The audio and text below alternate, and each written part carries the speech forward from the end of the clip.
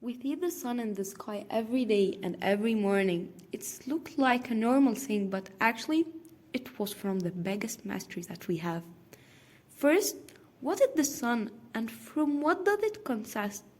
The sun is a gaseous body and not solid like Earth, but it has its own atmosphere. Actually, the atmosphere of the sun was consist of three main layers: the photosphere, which was the inner layer, the chromosphere, the middle one, and finally the corona, the outermost layer.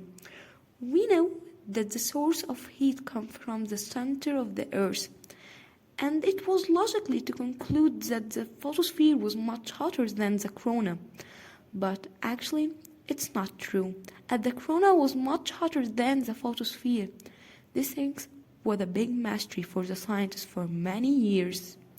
And for that reason, and the way to try the answer for this question, the scientists made Parker Solar Probe, which its mission is to try to gather some information about the magnetic field of the sun and particles in the corona region.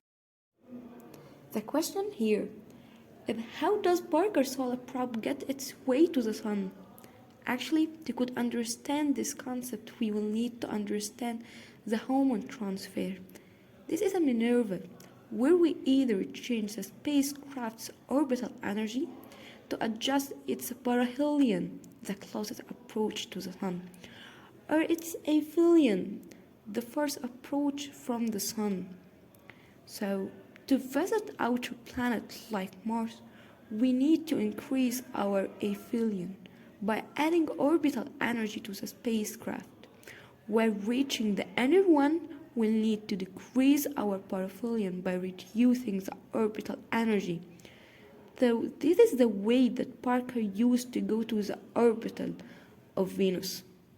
The question now, why does Parker's solar probe doesn't melt?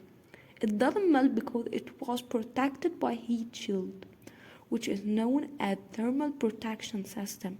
This system was made by carbon-carbon technology. Until now, the space is so big, and it has a lot of mystery, waiting someone to discover it.